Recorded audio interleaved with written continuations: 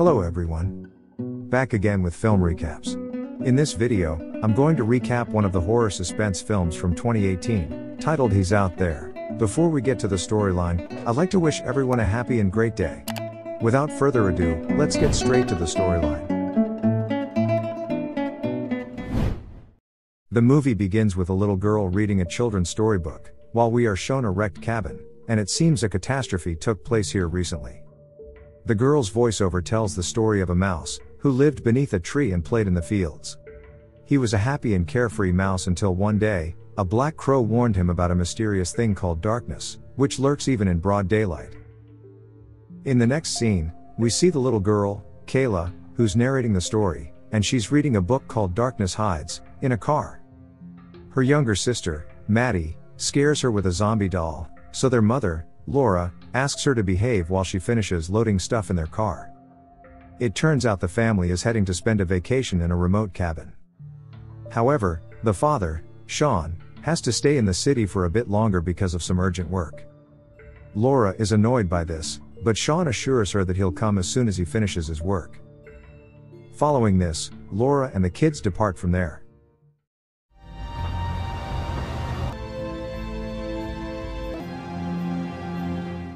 After a long drive, they eventually arrive at a forest gate that leads to their cabin. Laura attempts to open the gate's padlock, but she struggles. Moments later, a car arrives, and a man named Owen steps out. He introduces himself as a nearby resident, and helps her in opening the padlock. Owen reveals that not many families live around here. He also mentions that a family lived in their cabin for years, but abruptly left when their son, John, went missing. Owen says that John was a bit slow-witted, and the authorities never found him. The man then asks if it's just them on vacation, but Laura explains that her husband is also coming. After this, Laura heads toward the cabin, and we see the name John carved into one of the woods. The family soon arrives at a beautiful cabin by the lake, situated in the middle of the forest. The kids rush to explore the place, while Laura receives a call from Sean. He says he's going to be a bit late, and we see him secretly buying a music box as a gift for his daughters, and some wine for his wife. Following the call, Laura enters the cabin, and places the zombie doll on a table. Meanwhile, the kids are playing on the swing outside, and we can see how far away the villa is from civilization.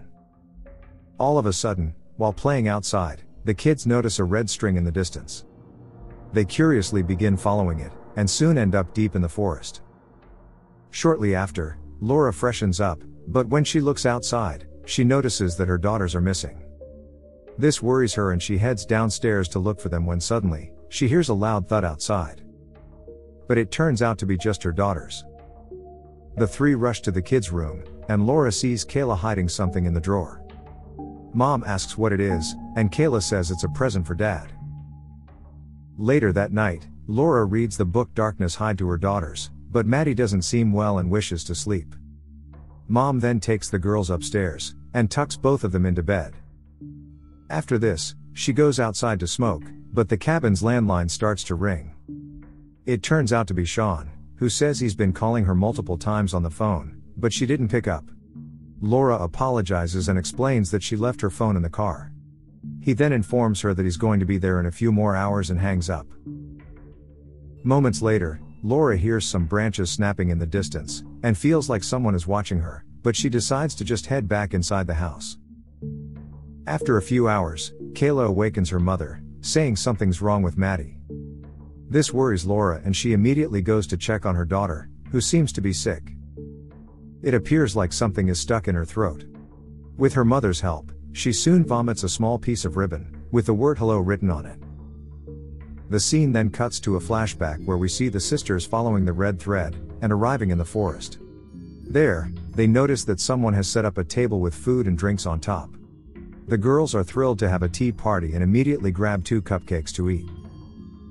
In the present, Laura rushes to see what Kayla had hidden earlier. It turns out to be the cupcake, and the girl reveals that she saved her share of food for her dad. Mom then asks Maddie if she ate one of the cupcakes, and she confirms that she did. The mom begins tearing apart the cupcake, where she finds a strange liquid with a small ribbon with the word goodbye written on it. Realizing that they're in danger, she tries to call the cops through the landline, but it appears to be disconnected. At this moment, they hear thudding sounds from upstairs. The sisters are terrified and ask what's happening, but Laura assures them that everything is fine. She then grabs a kitchen knife and heads outside to retrieve her phone, despite her daughter's pleas not to leave. Laura makes it to her car, where she searches for the phone she left behind. However, she is shocked to discover that it's gone. Following this, a terrified Laura goes inside and grabs her daughters, saying they must leave the house. They rush to the car, but hears a maniacal laugh, and someone throws a stone at the car window. The three quickly get inside, and Laura proceeds to drive away from there. But unfortunately,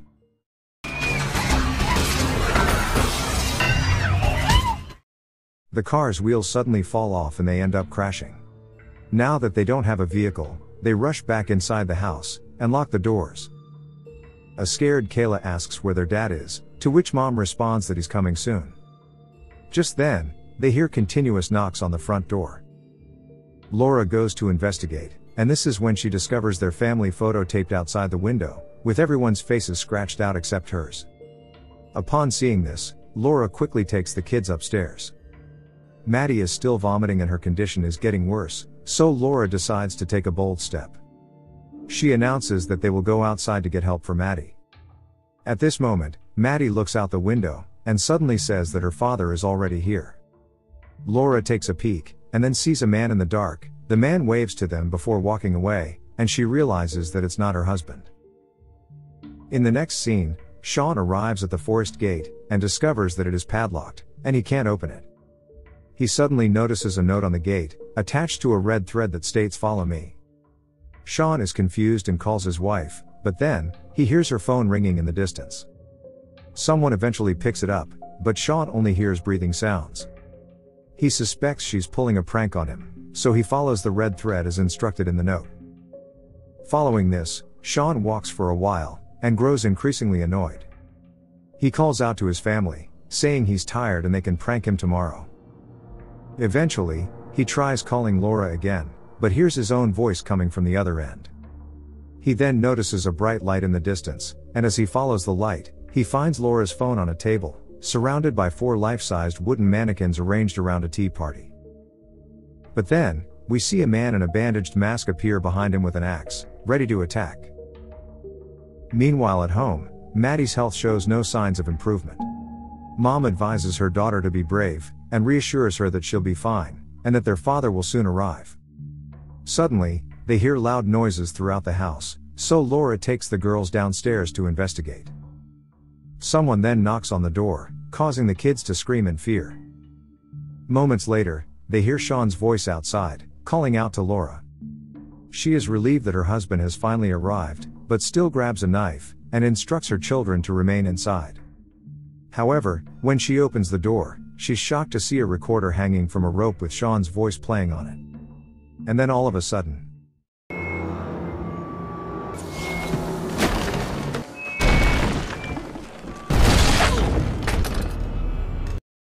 Sean's dead body drops from the roof, with his eyes gouged out. This horrifies poor Laura and she breaks down in tears while holding her husband's lifeless body. The girls notice her crying and rush to investigate, but Mom prevents them from going outside. They still notice the dad's body from a distance and begin to scream, but Laura lies, stating it is all a trick and the body is not their father's. Suddenly, the entire lights in the cabin go out, making their situation even worse. Laura grabs a flashlight and a knife as she prepares to leave the place on foot. The three then finally leave the house, but soon come across mannequins that look like them, a woman hanging by a rope and 2 children on swings. Suddenly, someone begins throwing eggs at them relentlessly, so the trio rushes back to the house and locks the door. Inside, Laura blocks the front door with some furniture to prevent the killer from intruding. Kayla then grabs the book Darkness Hides, and shows the drawings made by the masked man. Laura is shocked to see a picture of the 2 girls playing on swings with herself in the middle. Just then, a massive puppet doll smashes through the window, so Laura immediately takes her children upstairs, and locks them in a room. She lies on the floor and looks through the gap between the doors. The poor mother then bursts into tears, and her daughters cuddle up to her to comfort her. Moments later, Laura recalls that her husband's car must be nearby, and decides to escape with it. She asks her daughters to stay inside the closet, while she goes to retrieve the car keys from her husband's pocket. She hands the daughters a watch, and promises to return within 20 seconds. Following this, she walks outside alone, goes to her husband's body, and retrieves his car keys. Next, she tells the girls that they're going to leave now. But as they make their way downstairs, they hear someone's presence in the house. Laura screams and demands that the intruder get out, claiming that she has a gun. Moments later, she looks out the window, and sees Owen approaching their house with a flashlight. Laura bangs on the window to get his attention, but the glass muffles her cries for help. Not willing to give up, she uses her flashlight. This finally grabs Owen's attention, but he doesn't understand what she's saying. And then this happens.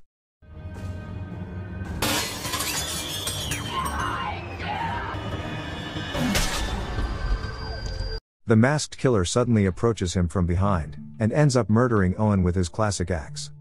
Witnessing the tragic incident, Laura becomes even more desperate to protect her kids. The three rush downstairs, where they discover the zombie doll and the children's book Darkness Hides on the counter.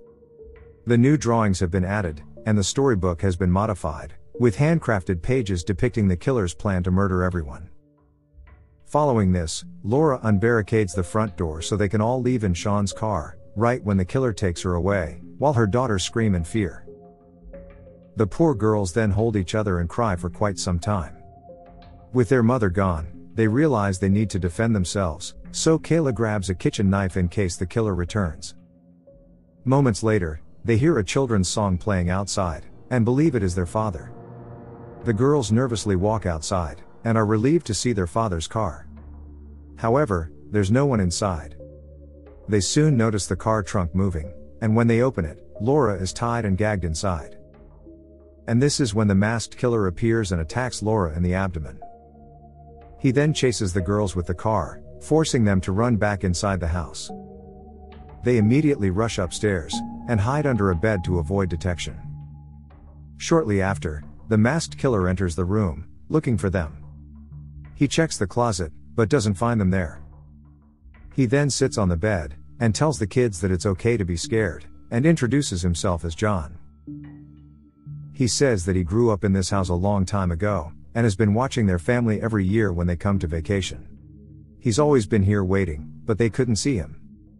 Moreover, the psycho admits that the book Darkness Hides originally belonged to him. He left it here intentionally, so they could find it and understand him. John explains that there's a darkness all around them, but the darkness is not a shadow, it's actually him. To their horror, John suddenly flips up the bed, and he quickly knocks them out using chloroform.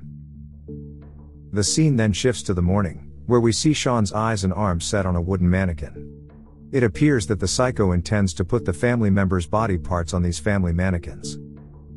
Laura is shown stuffed in a trunk with an axe sticking out of her side, but she's still alive. John pulls the axe out of her body and walks away from there. He then heads to the mannequin area, where he has staged Laura's family members having a tea party. He takes the unconscious sisters to the forest, and starts measuring their eyes and hands to carve the mannequin wood. During this time, Kayla finally awakens, but pretends to be unconscious because John is nearby. She tries to wake up Maddie as well, but the little girl doesn't budge. Later, John removes one of the wooden mannequin hands, and approaches Kayla. He decides to cut her hand and place it in the mannequin. But just as he's about to do so, he suddenly hears a music box playing in the distance. Confused, John starts following the sound, and soon discovers a teddy bear, wine, and other gifts on the ground. He continues forward until he reaches the empty car trunk, where a music box is playing. The idiot looks at it with interest, but then Laura appears behind him and attacks him with an axe. A deadly fight breaks out, and Laura manages to injure him severely. He also fiercely fights back and ends up hurting her. After an intense struggle, Laura finally prevails,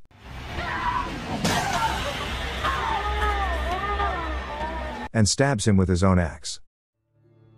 Back in the forest, Kayla eventually awakens Maddie, and the girls see their injured mother running toward them.